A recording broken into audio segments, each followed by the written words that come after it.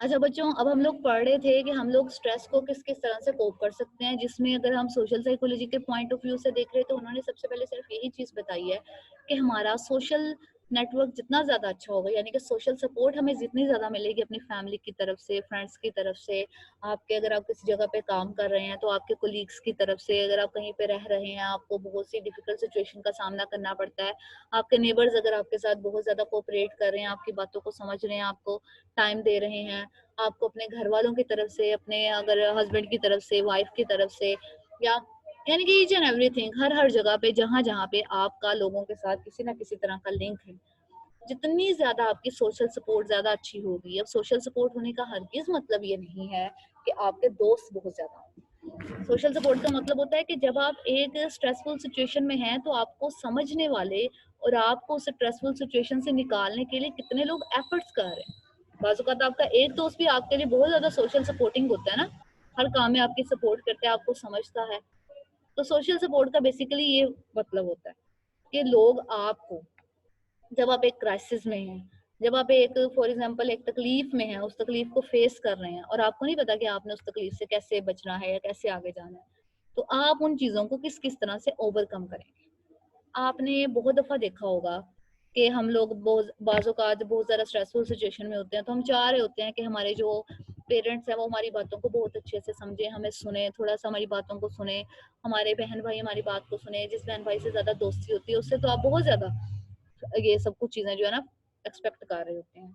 फिर दोस्तों से एक्सपेक्टेशंस होती हैं कि दोस्त हमारी बातों को सुने, समझें, हमें थोड़ा सा मतलब थोड़ा सा कहीं ना कहीं थोड़ा सा सहारा चाह रहे होते हैं, क्योंकि हम सब लोग बच्चों इंसान है ना, और कभी ना कभी हमें दूसरों के सहारे की जरूरत होती है। अब इन सब चीजों से आहिस्ता आहिस्ता क्या होता है कि हमारा जो उस स्पेसिफिक सिचुएशन से रिलेटेड डिप्रेशन था, स्ट्रेस थी, एंजाइटी थी, और तो वो आहिस्ता आहिस्ता कम होती जाती है। और हमारी डिफरेंस उसी सिचुएशन को, वो सिचुएशन जो किसी से शेयर करने से पहले या किसी की हेल्प लेने से पहले हमारे लिए एक पहाड़ की तरह होती है, वही सिचुएशन आहिस्ता आहिस्ता बाद में हमारे लिए कम होती जाती है, छोटी होती जाती है, और हमें लग रहा होता है कि अब हम आसानी से इस सिचुएशन को ओवरकम कर सकते हैं। यानी कि हमारी जो मैनेजमेंट है, हमारी जो सेल्फ मैनेजमेंट है according to the different situations, वो ज़्यादा अच्छी होती जाती है। फिर इसी तरह आपने मतलब हमारे कंट्री में बहुत से लोग होते हैं इस तरह से, वो डिफरेंट पेट्स को पाल लेते हैं।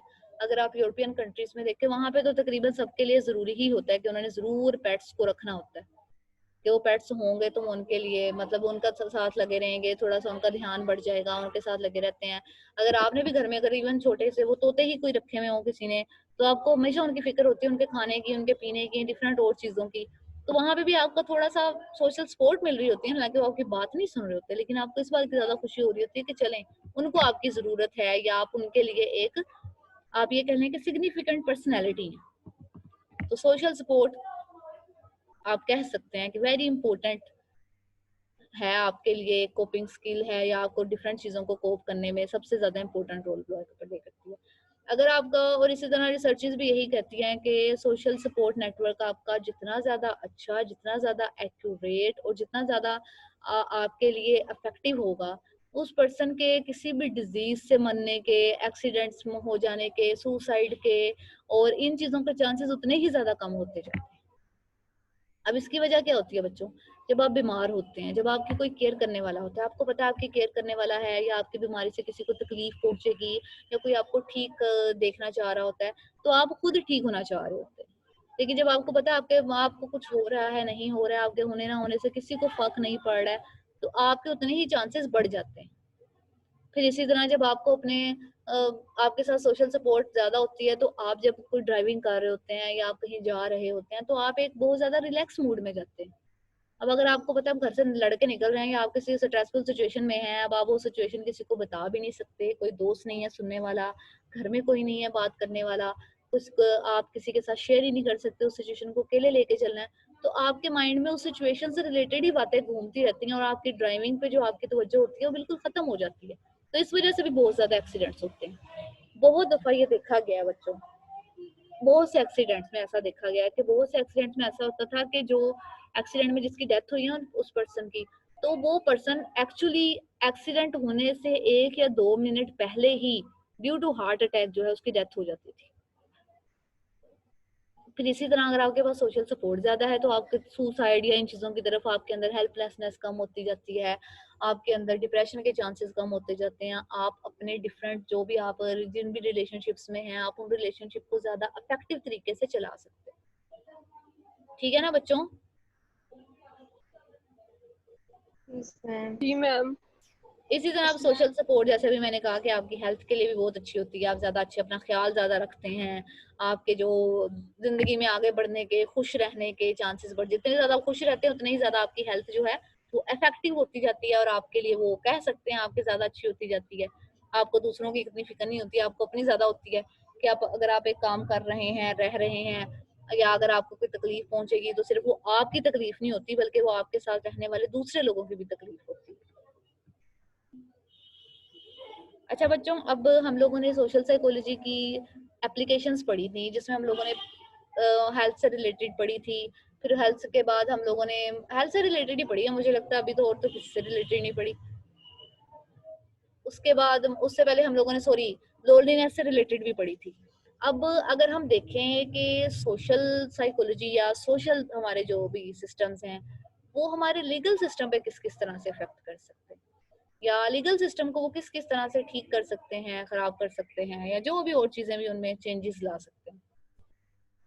अब बच्चों, बहुत सी जगहों पे, या आप लोगों ने भी बहुत जगहों पे सुना होगा कि एक्चुअली जो हमारा जस्टिस सिस्टम है या जो हमारा लीगल सिस्टम है वो सब लोगों को एक साथ लेकर नहीं चलता। या हम सब लोगों का यही ओपिनियन है, या आप ये कह लें कि हम सब लोगों ने ये एक सोच बनाई हुई है या हमारी ये एक कॉग्निशन है कि जी एक्चुअली हमारा जो ये लीगल सिस्टम है वो बाज़ औक़ात लोगों के साथ नाइंसाफ़ी कर देता है। अगर आपके पास पैसा बहुत ज़्यादा है या आपका एक स्टेटस है या आप किसी और तरह से एक दूसरे लोगों से बढ़कर हैं, और अगर आपका ओपोनेंट जो है वो किसी लिहाज से आपसे कम है या आपसे पीछे है, तो इसका क्या असर होता है कि इसका असर ये होता है कि आप उस चीज में या उस लीगल सिस्टम में हमेशा हार जाते। अब नो डाउट हम सब लोगों ने ये बनाया हुआ है कि जी कानून की नज़र में जो सब लोग हैं वो एक तरह से हैं। आप उसमें आपके एथनिसिटी को नहीं देखा जाता, उसमें आपके कलर्स को नहीं देखा जाता, आपके स्किन कलर की बेसिस पे आपके साथ कोई अच्छा या बुरा सलूक नहीं किया जाता। आप अच्छे हैं बुरे हैं, जो आपका लॉ है वो एक्चुअली हर चीज को एक ही तरह से लेके चल रहा है। लेकिन अब यहीं पे हम बहुत सी जगहों पे देखते हैं कि ये सारी चीजें साइड पे चली जाती हैं। बहुत सी जगहों पे लोगों को एथनिसिटी की बेस पे अलग अलग तरह से ट्रीट किया जाता है। बहुत सी जगहों पे, बहुत से कंट्रीज में इवन आपके स्किन कलर की वजह से आपको अलग ट्रीट किया जाता है। तो हम यहाँ पे कहीं ना कहीं कह सकते हैं कि सोशल इन्फ्लुएंस जो है ना हमारा, हमारे लीगल सिस्टम पे वो भी बहुत सी अलग अलग तरह से इफेक्ट कर रहा है। और उसके इफेक्ट की वजह से भी हम बाज़ औक़ात बहुत सी नई नई चीजों को फेस कर रहे होते हैं, देख रहे होते हैं। अब अगर देखा जाए या कहा जाए कि मतलब एक क्वेश्चन अराइज होता है कि क्या हमारा सोशल इन्फ्लुएंस हमारे लीगल सिस्टम पे इफेक्ट डालता है? तो जी बच्चों, रिसर्चेस ये कहती हैं कि जो हमारा सोशल इन्फ्लुएंस होता है ना, यानी कि हम बाज़ औक़ात या बहुत सी जगहों पे दूसरों के, आप ये कह लेंगे, इन्फ्लुएंस में आके वो अपने डिसीजंस को चेंज कर देते हैं। तो सोशल साइकोलॉजी में जो लीगल सिस्टम के लिहाज से या सोशल इन्फ्लुएंस लीगल सिस्टम को किस किस तरह से इफेक्ट कर रहा है या किस तरह से लेके चल रहा है, वहाँ पे जो सबसे ज्यादा चीजें आ रही होती हैं तो वो वहाँ पे वो ये देखते हैं कि सोशल इन्फ्लुएंस में जो इम्पोर्टेंट रोल जो है लीगल सिस्टम में वो है इन पुलिस लाइनअप्स। अब लाइनअप्स क्या होती हैं? आप लोगों ने बच्चों लाइन आगे मैं आप लोगों को एक पिक्चर भी दिखा देती हूँ, आपको वहाँ पे ज्यादा अच्छी तरह समझ आएगा। पुलिस लाइन अप बच्चों एक्चुअली एक प्रोसीजर होता है। यहाँ पे आपको नीचे सबसे नीचे पुलिस लाइन अप की डेफिनेशन भी नजर आ रही है, जहाँ पे अब आपको कर्सर नजर आ रहा होगा कि actually the procedure in which witnesses to a crime are shown several people one or more of whom होम may be suspects in a case and asked to identify those that they recognize as the person who committed the crime। अब यहाँ पे क्या होता है, आप लोगों ने बहुत दफा देखा होगा टीवी में या बहुत सी जगहों में देखा होगा कि आपको डिफरेंट लोगों को वो पकड़ लेते हैं, उनको उन पे कोई ना कोई शक होता है कि शायद इनमें से कोई जो लोग हैं वो इस फलां क्राइम में मुलविस हैं या इस फलां क्राइम की रीजन वो है। फिर उन लोगों को ये कहा जाता है कि जो मतलब जिसने आपको कोई रिपोर्ट लिखवाई है या जिसने भी कोई शिकायत दर्ज करवाई है या कुछ भी है, उनको लाइन बना के उस लाइन में उन लोगों के सामने प्रेजेंट किया जाता है। और उनसे कहा जाता है कि क्या उन्हें इनमें से किसी पे शक है तो वो क्या करे कि वो अपना ओपिनियन दे दें या उस पर्सन को आइडेंटिफाई कर सके। अब बाज़-औक़ात तो ये फिजिकली आपको सामने वो सब लोग दिखाए जा रहे होते हैं, और बाज़-औक़ात आपने बहुत सी मूवीज में, ड्रामों में या इस तरह की क्राइम स्टोरीज में देखा होगा कि बाज़-औक़ात आपको पिक्चर्स दिखाई जाती हैं, सारे क्रिमिनल रिकॉर्ड की डिफरेंट पिक्चर्स दिखाई जाती हैं कि आप देखें इनमें से कोई पर्सन तो नहीं था, क्योंकि पुलिस के पास अगर कोई छूट भी जाए तो उनके पुराने क्रिमिनल रिकॉर्ड की वजह से वो चीज या वो पिक्चर जो है वो सेफ रहती है, और उस पर्सन को कहा जाता है कि वो अब इसमें से आइडेंटिफाई करे। अब पुलिस लाइन अप की यहाँ पे इसी लिहाज से फिर बच्चों दो आप कह सकते हैं कि टू टाइप्स बन जाती हैं, जिसमें फर्स्ट वन है sequential line-ups and the second one है साइमल्टेनियस लाइनअप्स। अब सिक्वेंशियल लाइनअप्स में क्या होता है बच्चों, सिक्वेंशियल लाइनअप में जो सस्पेक्ट्स होते हैं यानी जिसपे आपको कोई ना कोई शक है या जिनको किसी ना किसी शक की वजह से पुलिस ने पकड़ा है, उनको कहा जाता है, मतलब एट अ टाइम सबके सब आपके सामने प्रेजेंट कर दिए जाते हैं, और आपको कहा जाता है कि अब आप इनमें से आइडेंटिफाई करें किसी एक को। आप एट अ टाइम अगर 4 हैं, 5 हैं, 10 है, 12 हैं, तो वो सारे लाइन में खड़े होते हैं और आप सबको देख रहे होते हैं वन बाय वन। इसी तरह जो साइमल्टेनियस लाइनअप्स है, साइमल्टेनियस लाइनअप्स में क्या होता है कि इसमें एकदम से नहीं कहा जाता, सॉरी बच्चों, सिक्वेंशियल लाइनअप्स में एकदम से नहीं कहा जाता। इसमें सिक्वेंशियल लाइनअप्स में बच्चों at a time one person आपके सामने पेश किया जाता है, और उसको देखने के बाद नेक्स्ट पर्सन की बारी। जैसे आप लाइन बना के कोई काम नहीं कर रहे होते, बल्कि याद कर लें कि आप ट्रेजर ऑफिस में जैसे फी पेड की स्टैंप भी लगवा रहे होते हैं, उसको ही चेक कर लीजिए, तो उसमें आप क्या करते हैं, वन बाय वन जाते हैं ना, तो इसी तरह होता है। अब साइमल्टेनियस लाइनअप्स में क्या होता है कि एट वंस, यानी कि एट अ टाइम सब लोग इकट्ठे ही आपको प्रेजेंट कर दिए जाते हैं, और आपसे कहा जाता है कि आप देखें कि आपको क्या लगता है कि इनमें से कौन से लोग हैं जिन पे आपको किसी ना किसी किस्म का शक है, या आपको आपको लग रहा है कि इनमें से किसी पर्सन ने वो क्राइम जो है किया। ठीक है बच्चों, समझ आ गई है पुलिस लाइनअप्स की? जी मैम आ गई है। अब आपके सामने जो पिक्चर्स भी हैं जो कि सिक्वेंशियल लाइनअप्स की और साइमल्टेनियस लाइनअप्स की आपको नजर भी आ रही हैं। फर्स्ट वन जो पिक्चर है बच्चों, जिसमें वो देख रही हैं और सब लोग इकट्ठे खड़े हुए हैं और वो सबको इकट्ठा ही देख रही है।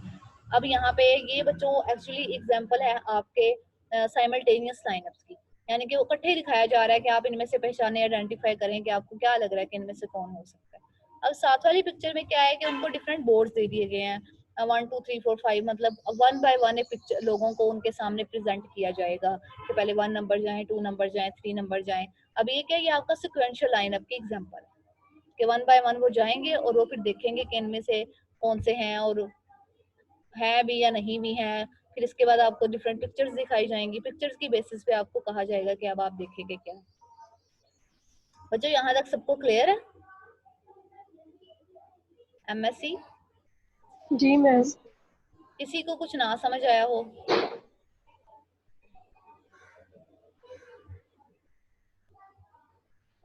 बच्चे इसको आप लोग पढ़ते भी हैं या सिर्फ सुन के और सो के चले जाते हैं?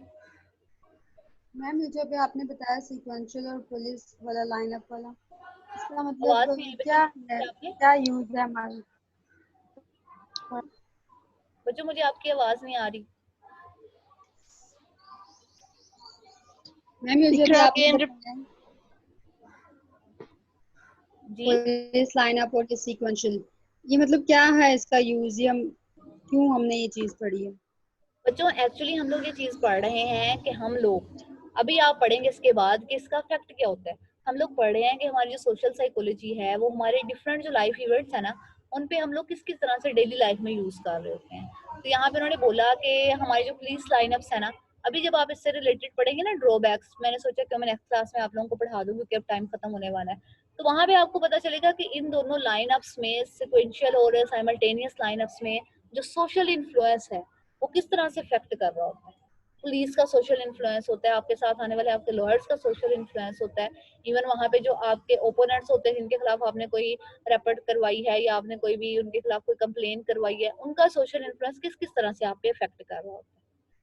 तो इसको जब आप उन, आप कह सकते हैं कि उन डिसएडवांटेजेस के साथ रिलेट करेंगे तो आपको ज्यादा अच्छे से समझ आएगा। Okay ma'am, thank you. ठीक है बच्चों, यहाँ तक यस क्लियर है? मैम। इसको एक दफा पढ़ लीजिएगा, अगर आपको यहाँ तक कोई चीज नहीं समझ आई तो वो कल मुझसे पूछ लीजिएगा, ठीक है? Okay ma'am. अटेंडेंस बच्चों मैंने आपकी ले ली थी पहले, तो अब मुझे लगता नहीं है कोई नया स्टूडेंट आया होगा। अब बाकी आप लोगों को व्हाट्सएप में तो पहुंच गए हैं, लेकिन मैं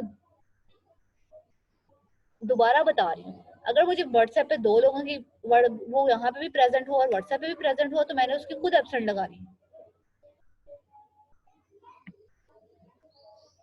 ओके बच्चों, इसको पढ़िएगा, फिर बताइएगा आपको इसमें से क्या चीज समझ आई है और क्या नहीं आई। जो नहीं आई फिर उसको हम लोग दोबारा से एक दफा डिस्कस कर लेंगे। ठीक है ना? क्लियर है बच्चों? जी मैम। ओके बच्चों, अल्लाह हाफिज। मिलते हैं फिर आपसे इंशाल्लाह। अल्लाह हाफिज मैम। अल्लाह हाफिज बच्चों।